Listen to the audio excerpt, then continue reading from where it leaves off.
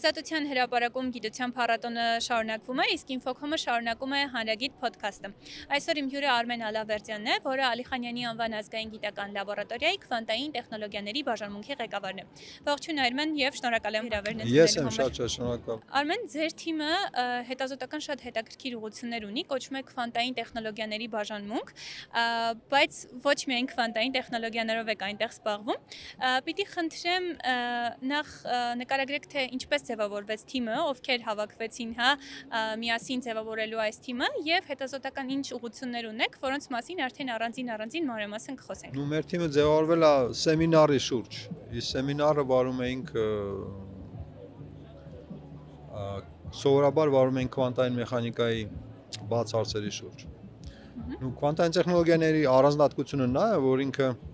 այնտեղ շատ հետաքրքիր հարցերը կողքին շատ կիրառական հարցերի հետ։ Այդ բավական հազվադեպ է տենց լինում, որովհետև հիմնականում շատ հետաքրքիր բաները կիրառական չեն, իսկ շատ կիրառական բաները այդքան էլ հետաքրքիր չեն։ Առնվազն գիտնականի համար, Ու այդ քվանտային տեխնոլոգիաները ու քվանտային մեխանիկայի հիմունքները բարձվում է սերտորեն կապված էին։ Ու մենք մոտորապես 5-6 տարի ունեինք սեմինար, որտեղ տարբեր մարդիկ հաճախում էին ու տարբեր տենց ելույթներ էին ունենում։ Ոչ միայն գիտնականներ էին հաճախում սեմինարներին։ Հիմնականում գիտնականներ էին հաճախում։ Ու այդ սեմինարի նույնպես առանձնահատկությունը ինտերդիսցիպլինարությունն էր, էլի, այսինքն այնտեղ տարբեր շատ մասնագետներ էին գալիս։ Այդ սեմինարը գոյություն է ունեցել մի քանի տարբեր ֆորմատներով, տենց ձևափոխվել է մի քանի անգամ։ Բայց տենց մենք մտանք փաստորեն այս 18-19 թվականը, երբ որ հայտնվեցին հայկական գրանտերը առաջին անգամ։ Նույն ժամանակ բոլորիս համար նորություն էր այդ հայկական գրանտերը, որովհետև տենց լուրջ դրամաշորներ չկային երբեք Հայաստանում։ Բայց պարզվեց, որ սեմինարի մարդիկ պատրաստ են դառնալ բաժին ու աշխատել այդ գիտական թեմաներով, դա չգիտեմ, բոլորը հասկանում են, որ դա երևի այդքան էլ հեշտ չի, որովհետև սեմինարը մի բան է, իսկ լուրջ գիտական գործունեությունը մի ուրիշ բան է, բայց ընդհանուր առմամբ այդ սեմինարի կորիզը պահպանվեց, այսինքն մարդիկ այդպես տրանսֆորմացվեցին գիտական խմբի եւ փաստորեն այդ տրամաբանությունը պահպանվեց, որ հետաքրում ենք ամեն ինչով հետաքրում ենք։ Սահմանափակումներ, այսինքն որոշեցիք չմտցնել խիստ սահմանափակումներ։ Առնվազն արհեստական սահմանափակումներ չմտցնենք։ Եվ իհարկե կիզակետը մնաց քվանտային տեխնոլոգիաները, որովհետև նա այդ ապահովում է համ կիրառական նշանակությունը, համ ինքը մեր ժամանակներում բավականին արդի է եւ այլն։ Բայց իհարկե հետո մեզ միացան լրիվ մասնագետները, որոնք առանձնապես քվանտային մեխանիկայից չէին։ Իսկ երբ որ սեմինարները սկսում էիք, նպատակը հենց կադրեր պատրաստելն էր, ինչ որ մի օր թիմ ունենալու համար, թե պարզապես այդ քննարկումներն էին հետաքրքիր։ Այն ժամանակ բան էր, գիտեք ոնց է, մարդկանց միշտ պետքա, բացի նրանից, որ իրանք կարդում են հետաքրքիր գրքեր, իրանց պետքա իրար հետ էլ հետաքրքիր շփվել։ Այդ ոնց որ անբաժանելի մասն է, էլի, գիտնական լինելու։ Ու նախկին գիտնականները կամ մարդիկ, որոնք գիտնական էին պատրաստում դառնալու չեն դառել, այդ մարդիկ տենց ուժեղ կարիք ունեն պարբերաբար այդ կարգի շփման, Դա էր, որ ստեղծել էր այդ սեմինարը, որտեղ սկզբից ինքը ոչ, իր նպատակը ուսանողներին կրթել չէր, իր նպատակը կրթել երիտասարդ գիտնականներին, իսկ ավելի մեծ գիտնականների համար ապահովել այդ միջավայրը, որտեղ իրանք այդ քննարկումները կընթանան եւ որտեղ հետազոտական գաղափարներ էլ պետքա, որ այդ քննարկումների արդյունքում ծնվեն։ Անպայման իրանք ծնվում են եւ Հետաքրքիր է, որ երբ որ ես ձեզ մոտ ինչ-որ հարցազրույցի համար հյուր եմ գալիս, գրեթե միշտ տեսնում եմ, որ ինչ-որ մի սենյակում գրատախտակի մոտ քննարկում է, այսինքն այդ քննարկումների տրամաբանությունը ձեզ մոտ մինչև հիմա շարունակվում է։ Մենք մեզ մոտ ռեժիմը այնպես է, որ մարդը պետք է քննարկումների համար գա գործի, իսկ աշխատում անա տանը թե աշխատավայրում դա այնքան կարևոր չի, քանի որ մեզ մոտ տեսական աշխատանք է եւ չկան կոնկրետ սարքեր, մարդիկ աշխատում են այնտեղ, որտեղ իրանց հարմար է, բայց պետք է գան ու ներկայացնեն աշխատանքը, ներկայացնեն արդյունքները, քննարկեն իրար հետ։ Դրա համար էլ դուք ամենայն հավանականությամբ հենց այդ ժամանակ էլ տեսնում եք իրենց։ Նշեցիք, որ ուղղությունները տարբեր են, երևի սկսենք հենց քվանտային տեխնոլոգիաներից, դուք էլ ասացիք, որ այս դեպքում հետազոտողի այդ տեսական հետաքրքրությունները եւ կիրառական նշանակությունը կարող են բախվել իրար, երբ որ խոսում ենք հատկապես տեսական ֆիզիկայի մասին, դա ոչ հաճախ է պատահում, ուզում եմ ձեր հետազոտական ուղղությունների օրինակով հասկանանք, թե ինչպես է կանում, որ մի կողմից այդ տեսական հիմնարար նշանակության հետազոտություններն է կանում, բայց մյուս կողմից այդ հետազոտությունների արդյունքները մոտ ապագայում կամ գուցե հեռու ապագայում կարող են նաև կիրառություն գտնել իրական կյանքում։ Երևի պետք է սկսել նրանից, որ գիտնականները լինում են երկու տեսակի, էլի, մի տեսակ, առնվազն երկու տեսակի։ Մի տեսակը փնտրում է ինչ որ բաց հարցեր կամ ավելի շուտ հետաքրքրասիրության ոնց որ ճանապարհով է գնում։ Մյուս տեսակը արագ հասկանում է, որտեղ ինչ կարելի է կիրառել ու ինչ նշանակություն կարող է սա ունենալ նրա համար եւ այլն։ Այդ դրանք մի քիչ տարբեր մտածելակերպի մարդիկ են ու կարևոր է թիմում լինեն երկու տեսակն էլ, հա,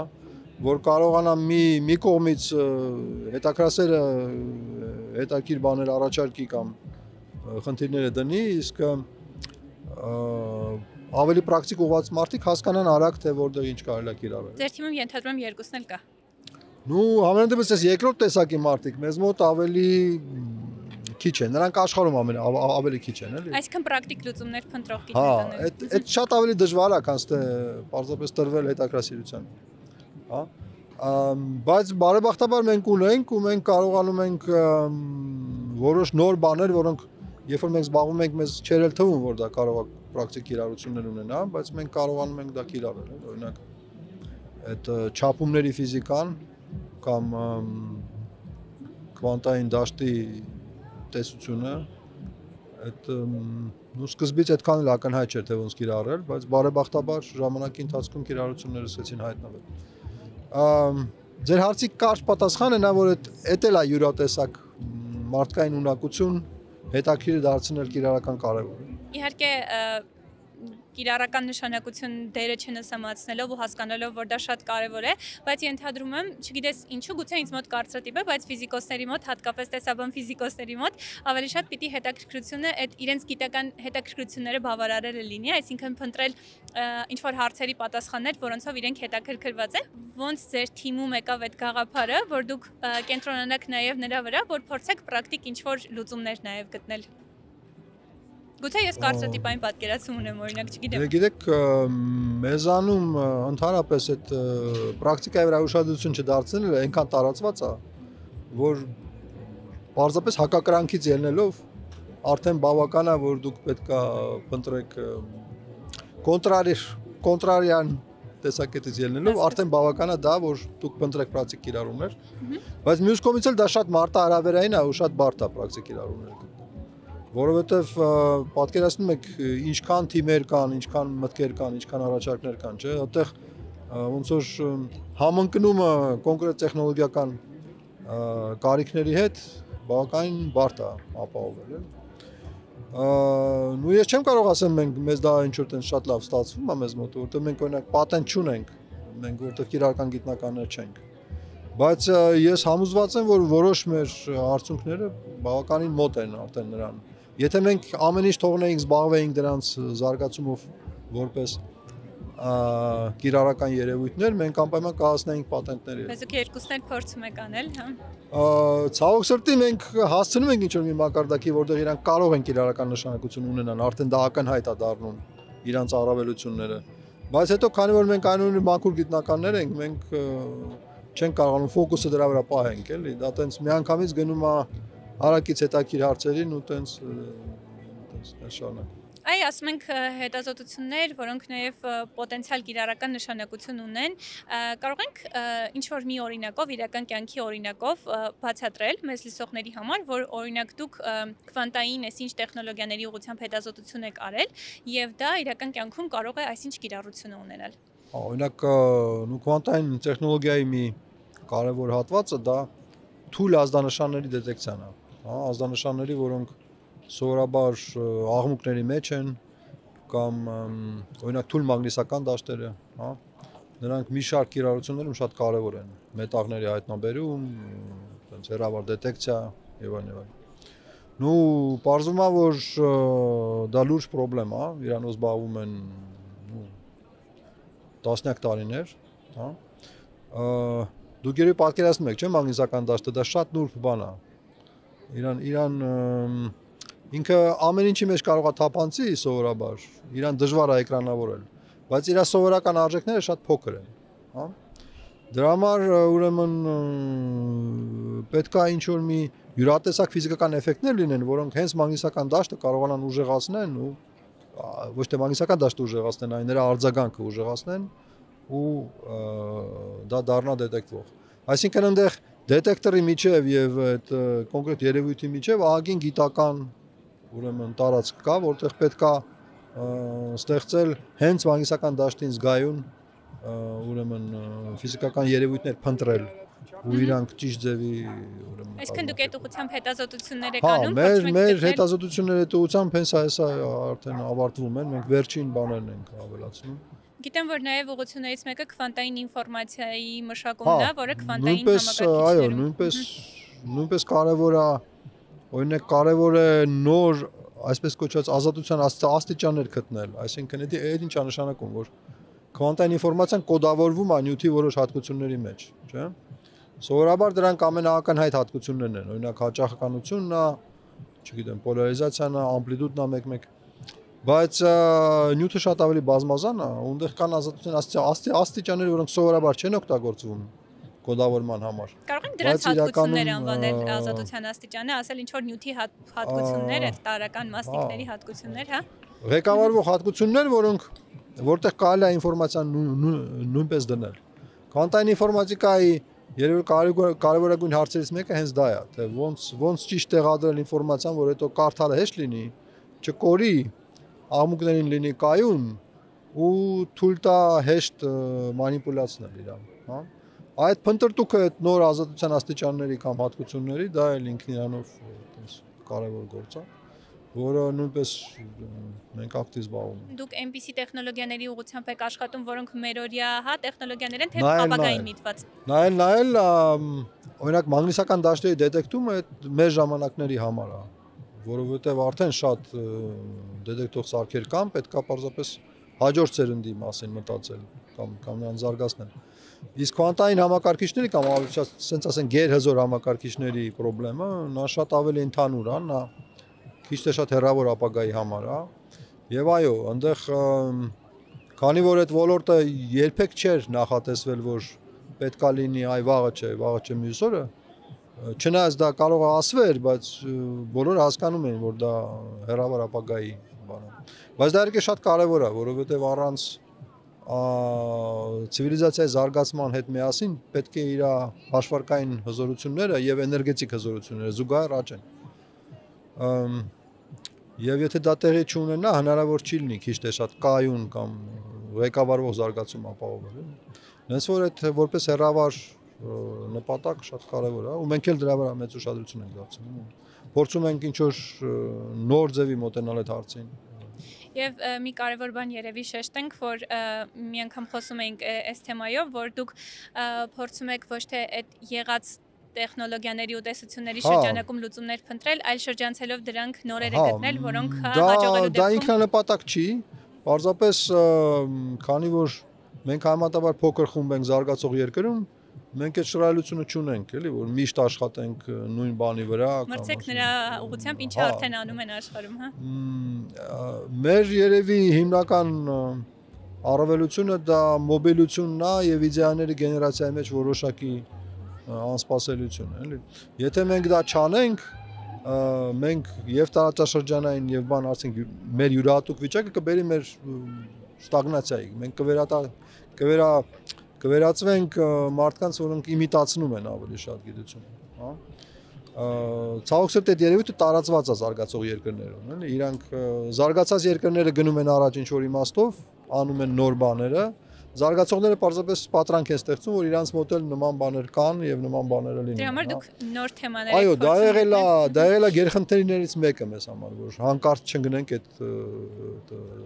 բավականին տաղտկալի ու ցավալի վիճակի մեջ։ Ու դա շատ հետաքրքիր տարբերակ է միջազգային մակարդակով մրցունակ լինելու։ Այսինքն դուք մի բանի վրա եք աշխատում, որոնցով կամ չեն աշխատում, կամ քիչ թիմեր են Այո, աշխատում։ դեռ կամ արդեն չեն աշխատում, կամ դեռ չեն աշխատում։ Այդ երանգը։ Հիշում եմ, որ առաջին անգամ ձեզ հյուր է եկել ու գիտեի, որ քվանտային տեխնոլոգիաներով եք զբաղվում, բայց գրադարանում ուշադրությունս գրավեց կենսաբանության մասին գիրք ու երբ որ հարցի պարզվեց դուք նաև կենսաֆիզիկայի ուղղությամբ եք հետազոտություններ իրականացնում։ Դե կենսաֆիզիկան գիտեք ոնց հիմա տեսեք, օրինակ քվանտային տեխնոլոգիաները, չէ, դե կարելի է դրանց իմանալ կամ չիմանալ, բայց ոնց կարելի է չիմանալ, թե մարդ ոնց է շնչում կամ չհետաքրվել դրանով կամ ոնց է ինքը մտածում, չէ, այդ դու ես, չէ, այտենց այդ ամեն ինչը, այս քո ձեռներն են, քո գլուխն է։ Այսինքն կենսաֆիզիկան մի ձևի ինձ համար միշտ եղել է մի բան, որով ու չի կարելի չհետաքրվել։ Այնքան հրավիրող բաներ կան հենց մարդու մեջ կամ օրգանիզմների կամ շրջապատում։ Բայց ավելի ճշգրիտ ասած, դա կոնկրետ պատմությունը գալիս է նրանում, որ մեր ինստիտուտում կար գործող, թեև փոքր, բայց շատ ակտիվ կենսաֆիզիկայի էքսպերիմենտալ խումբ։ Ու մենք դեռ սկսեցինք իրանց հետ փոխազդել 2000-ականների վերջում մոտավորապես։ Այսինքն 2000-ական 0-ականների վերջում 10-ականների սկզբում։ Նու հետո այնտեղ ընդհանուր էքսպերիմենտը մի մասը արտագաղթեց, մյուս մասը փակվեց, բայց քանի որ իրանք շատ ակտիվ էին, մենք էլ շատ հետաքրքրասեր էինք, տենց մնաց այդ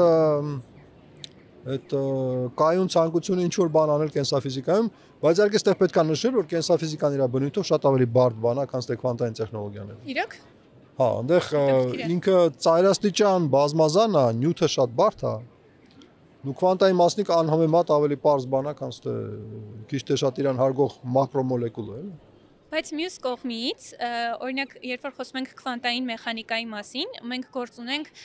անգամ մանրադիտակով անտեսանելի մասնիկների հետ, որոնց վերաբերյալ էքսպերիմենտալ տվյալները շատ ավելի քիչ են եւ շատ ավելի երևակայության են թողնված, մինչդեռ երբ որ խոսում ենք մոլեկուլյար մակարդակի մասին եւ էքսպերիմենտալ տվյալները եւ պատկերացումը այդ աշխարհի մասին շատ ավելի մեծ է, հետեւաբար ինչն է ավելի դժվար դարձնում։ Այդ շատ կարևոր հարց է, որը ես նույնիսկ մի ժամանակ պատրաստվում եի առանձին փոքր ուսումնասիրություն անեմ դրա մասին։ Տեսեք, քվանտային աշխարհը ինքը շատ տարօրինակ է, բայց այդ տարօրինակությունը վերահսկվող է։ Ոստեղ խոսքը գնում է նրա մասին, որ ինչ որ մի բան ապրում է իր օրենքներով, որոնք շատ տարօրինակ են, բայց իրենք խիստ սահմանված են։ Այսինքն այնտեղ չկա երկմտանք կամ չկա ինչ որ կասկածներ, էլի։ Ինքը անհասկանալի է, բայց մեր տեսակետից, բայց ինքը լավ սահմանված է, հա։ Հասկացա։ Գիտեք ինչը ոնց պիտի իրեն դրսևորի, բայց թե ինչու դեռ հարցական է։ Իսկ կենթանի նյութը նա կամքի ազատության նշույլներ ունի իր մեջ, այսինքն նա օրինակ ընդեղի տվյալները շատ մեծ տարաձայնություններ են առաջացնում կամ շատ մեծ ռազմբրոս ունեն, ասենք ասենք։ Աղմուկը շատ մեծ է, բայց դա շատ հաճախ ոչ էլ աղմուկ է, դա պարզապես նյութի սեփական վարքն է, այս կամ այն կենսաֆիզիկական մակարդակի վրա, հա։ Իսկ խոսքը օրգանիզմների մակարդակով տվյալների մասին է, թե երբ որ գնում ենք դեպի մոլեկուլյար մակարդակ։ Իմ մոտ այս տպավորությունն է, որ արդեն բջիջի մակարդակով ու արդեն ենթաբջիջային ստրուկտուրայի մակարդակով նյութը ունի վարք, ու նա ունի բնավորություն կամ նա ունի իր սեփական ինչ որ նշույլները կամքի ազատության։ Նենց որ այդ նյութերը իրանք բարդ են, որովհետև իրանք անհատական են, այսպես ասած, իրանք հասկանալի չեն իրանց օրինաչափությունները, հա։ Իրանք ոչ թե միայն տարօրինակ են, իրանք բարդ են, որովհետև իրանք ոչ վերահսկվող են, ասենց ասած։ Հնարավոր չի իրանց համար առաջարկել ինչ որ մի խիստ ոչ այդքան լավ հասկանալի մեր տեսակետից, բայց խիստ սահմանված սխեմա չկա այնտեղ։ Նենց որ իրանք այտենց զարմանալի կերպարներ։ Իսկ դուք տեսական ֆիզիկայի ինչ գործիքներ եք փորձում օգտագործել, այդ վարքը ու այդ որոշ դեպքերում անհասկանալի տեսական ֆիզիկայի հիմնական ասենց շարժիչ ուժը միշտ եղել են մոդելները։ Մոդել նշանակում է, որ դուք կառուցում եք մաթեմատիկական ինչ որ կառույց, որը մասամբ հիմնված է էքսպերիմենտների վրա, մասամբ պարզության վրա, մասամբ նրա վրա թե դուք ինչ եք ուզում ստանաք, մասամբ էլ պետք է հարգի հնարավորինս հարգի բնության օրենքները, հա, ու այդտեղ շատ բաներ ոչ ֆորմալ են մտնում։ Օրինակ մաթեմատիկան, որ մտնում է, ինքը կարիք չունի խստության։ ինքը կարիք ունի արդյունավետության, ճկունության, հա։ Այսինքն այդ մի քանի բաղադրիչ տենց մասերը բերում են այդ մոդելի կոնցեպտին, որը զարմանալիորեն հենց միայն տեսական ֆիզիկայում է ամենահզոր մոդելավորման մշակույթը ձևավորվել, հա։ Մոդել, որը պատճառահետևանքային կապերն ու վարքն է բացատրում, թե նաև կանխատեսումներ է անում, այստեղ մոդելը ասելով ինչ նկատի ունենք։ Այդ մոդելների ընտանիքն ու արդեն իհարկե կարելի է երկար վիճել, թե ինքը ինչ են անում։ Մոդելները մասնավորապես լինում են բացատրական ու իմիտացիոն, հա, իմիտացիոնը պետքա այն ինչ որ տեսնում ենք շատ վաղուց, գոնե դա վերարտադրի ինչ որ ձևով։ Բացատրականը պետքա դրան ավելացնի ուրեմն նոր բաներ, որոնք կարելի է համատել իրականության հետ։ Ինչքան բարդանում են օբյեկտները մոդելավորման, այնքան ավելի գոնե իմիտացիոն մոդելները արդեն ցանկալի են, որտեղ դա էլ չկա։ Կարելի է կանխատեսել վարքը միայն լավ կանխատեսել վարքը միայն պարզ բաների, հա։ Բարդ օբյեկտները նրանք հիմնականում իմիտացիոն են, այն իմաստով որ գոնե մոդելը անի այն ինչ որ ենթադրվում է որ պրոտոտիպը անում է իրական։ Ճիշտ եմ հասկանում, որ այդ մոլեկուլյար մակարդակում փորձում եք հասկանալ այնտեղ կատարվողը մոդելների միջոցով։ Հա, բավականաչափ ճիշտ կառուցված մոդելները օրինակ կարող են առանձին բլոկերը կենթանի նյութի բացատրել։ Իհարկե ոչ ամբողջը։ Օրինակ դու կարող եք այս մակրոմոլեկուլյար կոմպլեքսը ոնց է ապահովում այս ֆունկցիաները, հա։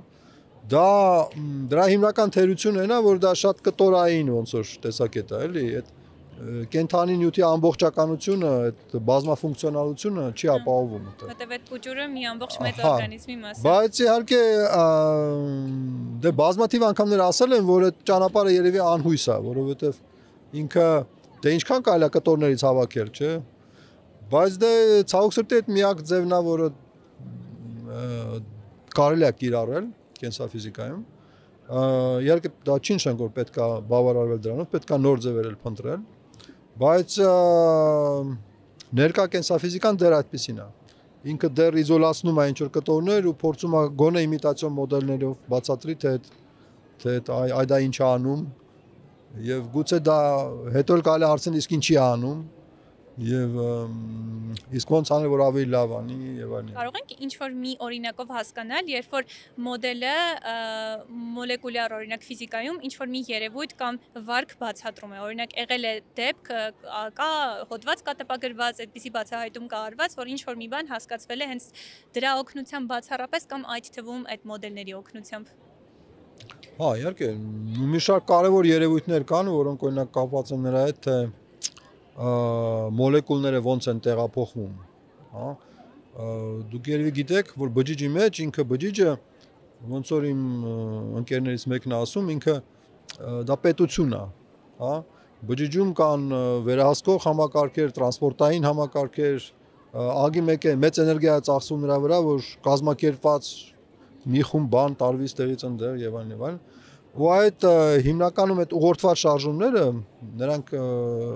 բարդագույն երևույթներ են, էլի։ Այնտեղ ներմուծվում է էներգիա, դիսիպացվում է էներգիան, այսինքն կորցվում է։ Ու արդյունքում պետք է բավականաչափ էֆեկտիվ, այսինքն ինչ որ բան տեղափոխվի մի տեղից մյուսը կամ օրինակ թույնը պետք է բլոկավորվի ու հանվի բջիջից, կամ օգտակար նյութը տեղայնացվի, վերցվի եւ այլն։ Այդ ամբողջի ֆիզիկան նա սովորական ֆիզիկա չի։ Այսինքն դա փոքր մակարդակների ուժեղ ֆլուկտուացիաների ֆիզիկա է, որտեղ շփումները շատ մեծ են, իներցիա համարյա չկա, հա, եթե դուք մի բան բրդում եք, ինքը չի պատրաստվում, sense իներցիայով գլորվի, այսինքն ամեն ինչ, քանի որ մասշտաբների ու ջերմային միջավայրի մեջ է ու փոքր մասշտաբների է, պետք են հատուկ բավականին խորամանկ մեխանիզմներ նույնիսկ մի բան տեղափոխել տեղից տեղ, հա։ Եվ այդ ամբողջը այդ մոլեկուլար մոտորների այդ ֆիզիկան, դա կենսաֆիզիկան, դա էլ ֆիզիկայի այս վերջին 30-40 տարվա ամենալուրջ մեծ հետաքրքիր ներդրումն է եղել կենսաբանության մեջ, Ինչ որ առումով քվանտային մեխանիկային նման է, որովհետև այնտեղ էլ այդ դասական օրենքները ֆիզիկայի, որ մենք գիտենք, մեզ շրջապատող աշխարհում գործում են, այդ շատ փոքր հա էլեկտրոնների, պրոտոնների մակարդակում չեն աշխատում, նույն ձևով էլ փաստորեն մոլեկուլյար մակարդակում օրենքներ կան։ Բայց օրինակ բջիջում օրինակ ատոմների մեջ չկան բարդ տրանսպորտային մեխանիզմներ։ Օրինակ էլեկտրոնները իրանց դեմ խնդիր չեն դնում, ատոմի այս ծայրից հասնել այն ծայրը, ասենք կարճ ժամանակում կամ հետները մի քանի էլեկտրոն էլ քաշ տան։ Բջիջը դա այտենց պետության նման այտենց հաստատություն է, էլի,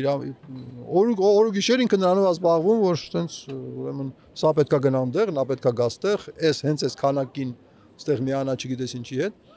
Ու այդ ամբողջի այդ շարժը ապահովելը դա բավականին ոչ տրիվիալ է եւ իհարկե նու որպես լուրջ հաջողություններ կենսաֆիզիկայի կարող եմ նշեմ դա։ Բայց դրա մասին կարելի է երկար խոսալ։ Կենսաֆիզիկայի հաջողությունների, անհաջողությունների ու ողբերգությունների մասին կարելի է երկար խոսալ, որովհետեւ որոշ կարևորագույն հարցեր այնտեղ լրիվ փակուղային են։ Իսկ կենսաբանների կողմից ինչ որ անվստահություն կա այդ մեթոդների հանդեպ, որոնք էքսպերիմենտալ տվյալների վրա են հիմնվում, սովորաբար այդպես տարբեր գիտակարգերի միջև անվստահություններ լինում են, չէ՞։ Հա, այդ անվստահությունները ինչ որ իմաստով պրոդուկտիվ են, ինչ որ իմաստով մեկ-մեկ ազդում են ներվերի վրա, բայց ուրեմն ըստ էության չէ, օրինակ մոլեկուլար մոտորների մեջ ես չեմ կարծում, որ լուրջ անվստահություն կա։ Դա մի տեղ է, որտեղ իրական վստահությունը գուցեև բավականին երկկողմանի է ու բավականին բարձր է։ Դա այսպես ասած success story է։ Ինքը հաշվում է մի բան, որը որ դե համենայնիվ ստացվեց մի լուրջ բան հասկանալ այդտեղ։ Ամենամեծ թերությունը, ինչպես հասկացա, այդ լոկալ լինելն է եւ ամբողջ մեծ համակարգը իր առանձնահատկություններով հաշվի չառնել է, քանի որ լոկալ ինչ որ տեղերում են փորձում հարցեր պատասխանել։ Այո, դա մեկ, հետո Պրոբլեմը նրա մեջ է, որ ակնհայտորեն կան երևույթներ, որոնց հնարավոր չի հասկանալ կտոր։ Ու պարզապես հնարավոր չի, հա։ Եթե դուք այդ երևույթը ամբողջական ինչ որտեղ տեսել եք, պատկերացնում եք ներքին մեխանիզմը, գուցե դա դառնում է հնարավոր։ Բայց լրիվ մի նոր անծանոթ բանը դուք որ փորձեք կտորներով հասկանաք, դուք պարզապես չեք հասկանում, թե այդ նպատակը որն էր այդ կտորները տենց հավաքել, էլի, հա։ Դե պատկերացրեք մարդու, որ օրինակ երբեք չի տեսել, չգիտեմ, շոքեքաշ, հիմա դուք իրան տակ մասնատված շոքեքաշի կտորները, չէ՞։ Նու շատ դժվար թե այդ մարդը կարողանա հասկանալ, դե նույնիսկ ինչի համար է պետք է դա ամենը։ Այդ այո, հիմնական խնդիրներից մեկն է, բայց երևի դա միակը չի։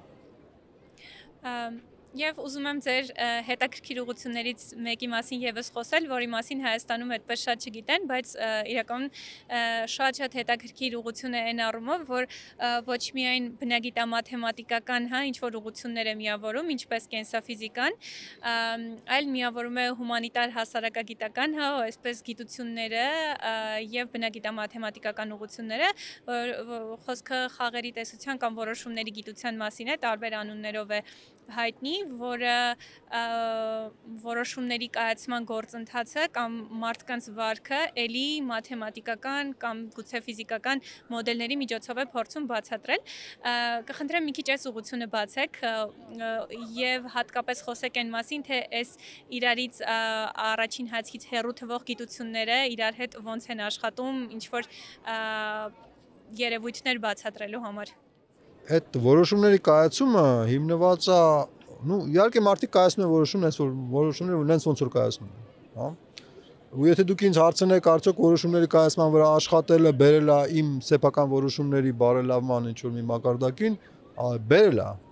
Ես հաճախ տեսական սխեմաներով եմ առաջնորդվում, իհարկե, օրինակ, այն բաներում, որտեղ ժամանակ կա, էլի։ Օրինակ, տոմսերը գնել, չգիտեմ, կամ որոշել, ասենք, ինչքան աշխատել, ինչքան հանգստանալ եւ այլն եւ այլն։ Եթե արագ որոշումներ պետք է կայացնել, իհարկե ժամանակը չկա այդ ամեն ինչը։ Իսկ փորձեք հաշվարկված որոշումներ կայացնել, որտեղ հնարավոր է։ Որոշումների կայացումը դա ռացիոնալության իդեան է, այսինքն մարդկանց սովորացնել անել այն, որ վերջերջո իրանք դադարեն կոտորել իրանց ու վնասել են միջավայրը, որտեղ իրանք ապրում են։ Այսինքն ռացիոնալությունը այդտեղ էր առաջացել։ Նա առաջանում է իրականում ոչ թե ցանկությունից, որ ամեն ինչ իր գծերով շարժվի, այն նրանից, որ կանխել մարդկանց փոստորեն ինքնաոչնչացումից, չէ՞, որովհետև արդեն որ դարերից, երևի 19-ի վերջից արդեն դա բավականին լուրջ խնդրեմ է մարդկային հասարակության դեմ կանգնած, եւ այդ ռացիոնալության ճիգերը կամ որոշումները կայացնել նենց, որ մարդիկ կարողանան բալանսավորել տարբեր հետաքրքրությունները եւ օրինակ ինչպես սահմանել արդարությունը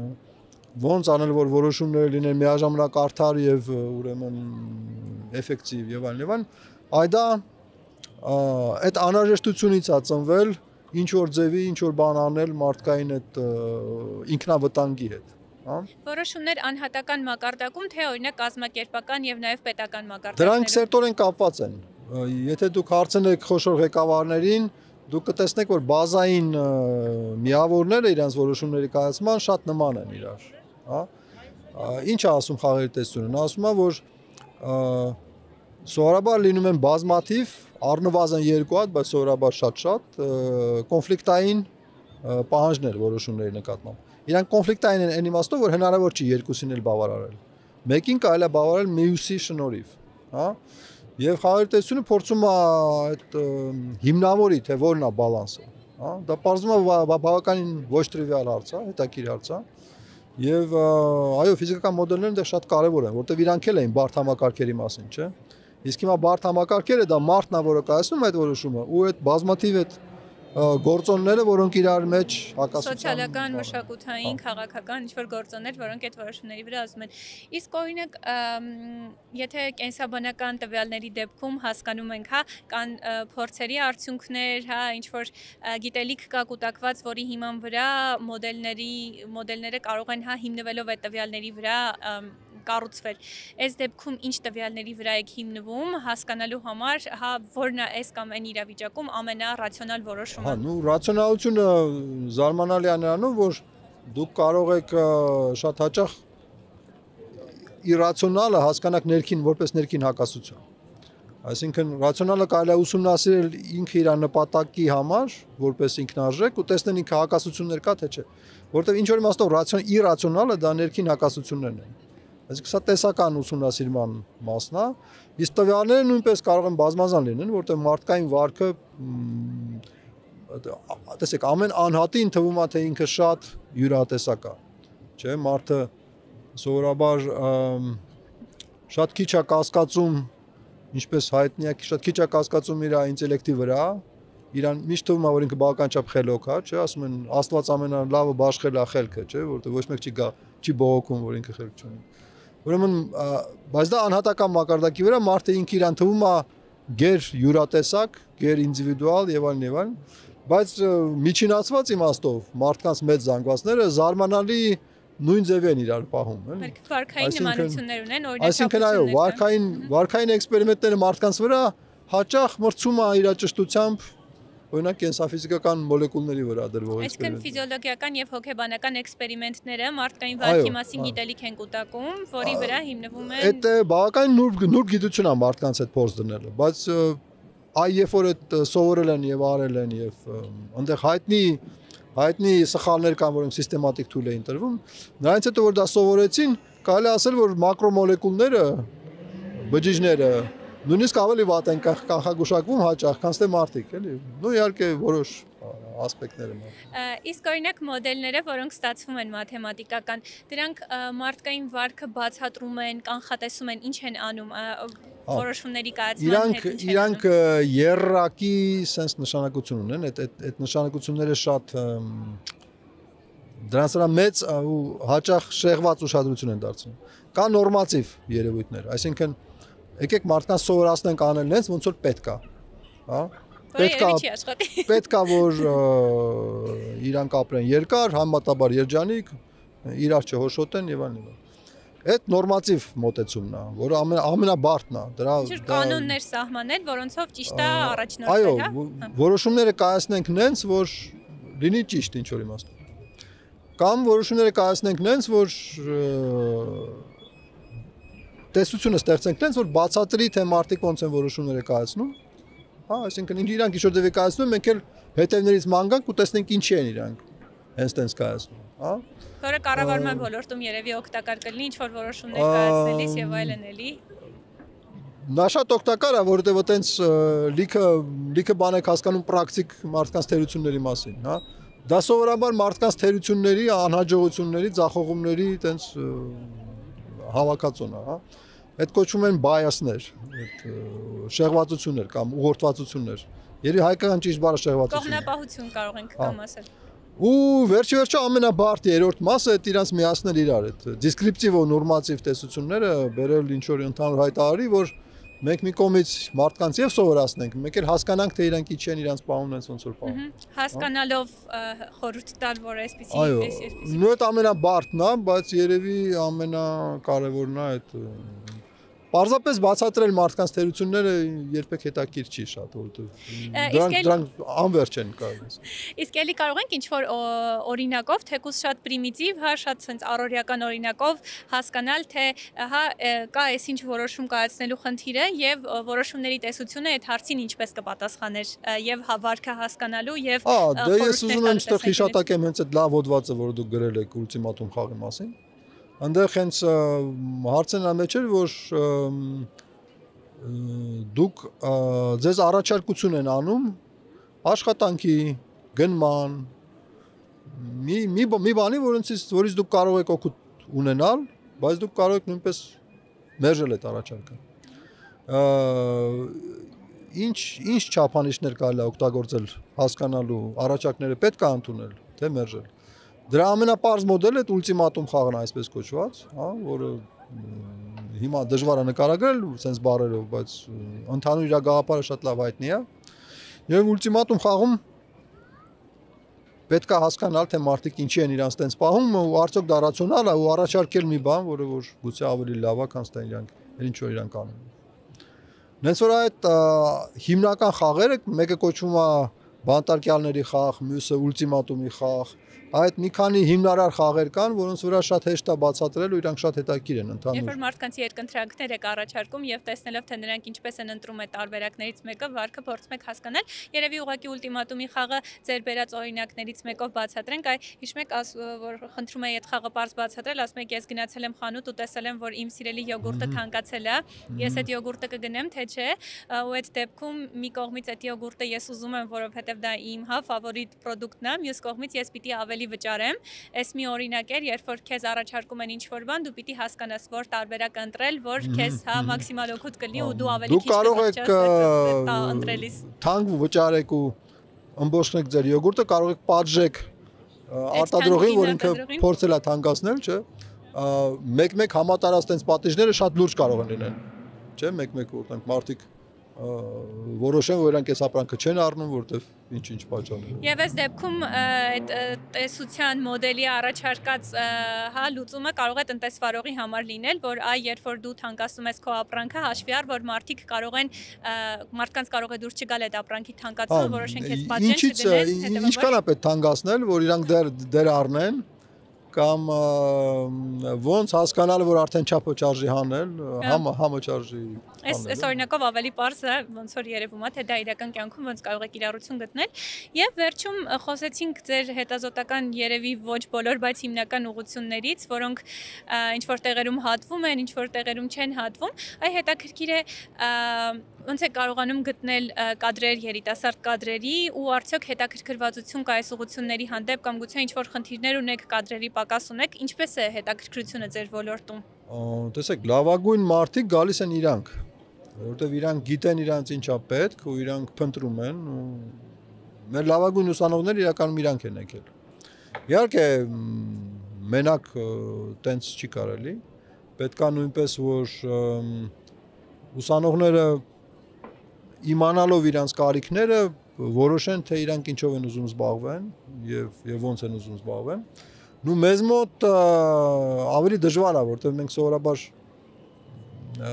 ընդունում ենք գրեթե բոլորին, բայց մենք ինչ որ չափ բաներ ունենք, էլի։ Այսինքն մի բան էլ ձեզ մոտ մարդկանց հա առատություն կա։ Մենք մարդկանց պակաս չունենք, մենք ունենք պակաս, դե դա մշտական ու ոնց որ բոլորը ունեն պակաս մտածող, օրիգինալ, տենց առաջադեմ մարդկանց, որոնք որ կարող են եւ խնդիր դնել, եւ խնդիր լուծել, եւ երազել, եւ ուրեմն տպագրել, եւ մոտեցնել իրականությանը։ Դե դա ընդհանուր խնդրեմ է։ Բայց ամեն դեպքում մեր լավագույն կադրերը իրանք են մեզ գտնում։ Դա լավ է թե վատ, երևի վատ ավելի շատ, որովհետեւ մենք պիտի երևի պրոակտիվ լինենք ու նախապատրաստենք այն հիմքը, որով մեզ կարող են արդեն գտնել։ Դե դա դեռ չի ստացվում։ բայց ընդհանուր մենք չենք գանգատվում, ես չեմ գանգատվում կադրերի բանի վրա, դե այդ ընդհանուր բարերը, որ հիմնավատաբան, դե դա նշանակում է մենք պիտի մեր կադրերը պատրաստենք, էլի։ Այսինքն մենք պիտի վերածվենք ինչ որ իմաստով տենց օժանդակ դպրոցների, որոնք որ ուսանողներին երկրորդ, երրորդ, չորրորդ կուրսից պատրաստում են գիտական աշխատանքի։ Ամեն դեպքում, ինչպես հասկանում եմ, գալիս են ձեզ մոտ հետաքրքիր առաջարկներով կադրեր ու դուք իրենց սա հետազոտական հետաքրքրություններին։ Հա, ամենահետաքրքիրը մարդիկ են, որոնք ունեն թեկուզ եւ աբսուրդային իդեաներ, բայց եւ այդ իդեաները իրենց հանգիստ չեն տալիս, էլի։ Այդ մարդիկ իրականում ամենաօգտակարներն են, որովհետեւ ընդհանրապես դու այդ մարդուն պիտի բացատրես, որ այդ աբսուրդից հրաժարվի, ես այստեղ լիքը ուրիշ ավելի կարևոր բաներ կան։ Ինչ որ ժամանակ է դա տևում է, բայց այդ ստացվում է անել, էլի։ Մարդիկ, որոնք չգիտեն, թե իրանց ինչա պետք ու եկել են օրինակ պարզապես դիպլոմ գրեն ու չգիտեին, թե դա բարձա թե բարդ, հա, այդ մարդկանց հետ մի քիչ ավելի երկար ժամանակ է բանում եւ իհարկե շատերը գնում են, որովհետեւ իրանք հասկանում են, որ այդ հետաքրքրությունը գիտության ինքը, գիտեք, շատ բարդ գին ունի, մեծ գին ունի, էլի, դա պահանջում է երկար ու ֆոկուսացված աշխատանք։ Ու դա պահանջում է, որ դու դրանով ապրես, հա, դա հնարավոր չի անել։ Եվ կարճ արդյունքներ պետք չի ակնկալել հաստատ։ Այ կան մարդիկ, որոնց թվում է, որ ձեռի հետ հնարավոր էր անել, հետո պարզվում է չէ։ Բայց դե ոչինչ, դա էլ է նորմալ, որովհետև այդ ընթացքում մարդը գոնե հասկացավ, ինքը սովորեց, ինքը ինչ որ բան ծանոթացավ, տենց։ Արմեն, շնորհակալ եմ, ինչպես միշտ շատ հետաքրքիր է ձեզ հետ զրուցել։ Ձեզ շատ շնորհակալություն։ Ես հիշեցնեմ, որ զրուցում էի Արմեն Ալլահվերդյանի հետ, որը ղեկավարում է Ալի Խանյանի անվան ազգային գիտական լաբորատորիայի քվանտային տեխնոլոգիաների բաժանմունքը։